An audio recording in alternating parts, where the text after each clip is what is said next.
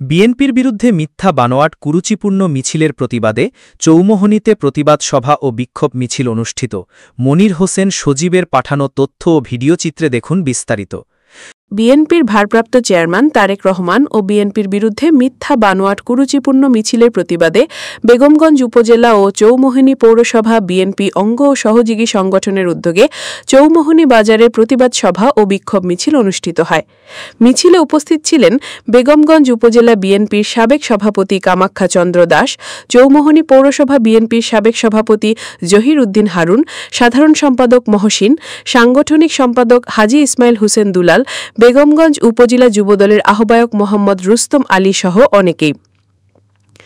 Gopalpur union বিএনপির সাবেক সভাপতি হাবিবুর রহমান, বিএনপি নেতা আলাউদ্দিন রাসেল, বিএনপি নেতা কামাল হোসেন সহ ইউনিয়ন বিএনপির অঙ্গ ও সহযোগী সংগঠনের নেতৃত্বে একটি মিছিল অনুষ্ঠানে অংশগ্রহণ করেন। ৩ নং জিরোতলী ইউনিয়ন বিএনপির সাবেক সভাপতি সাইফুল ইসলাম বাবলু ও সাধারণ সম্পাদক মোস্তফা কামালের নেতৃত্বে একটি মিছিল অনুষ্ঠানে অংশগ্রহণ করেন। রসুলপুর ইউনিয়ন বিএনপির সাবেক সভাপতি মনির আহমেদ, সাংগঠনিক সম্পাদক জাহাঙ্গীর আলম রিয়াজ, যুগ্ম সাধারণ সম্পাদক দুলালীর নেতৃত্বে একটি মিছিল অনুষ্ঠানে অংশগ্রহণ করেন। মিরওয়ার্সপুর ইউনিয়ন বিএনপির সাবেক সাংগঠনিক সম্পাদক গাজী ওমর ফারুকের নেতৃত্বে একটি মিছিল অনুষ্ঠানে অংশগ্রহণ করেন। এছাড়া ১৬ ইউনিয়ন থেকে খণ্ড খণ্ড মিছিল নিয়ে অনুষ্ঠানে অংশগ্রহণ করেন।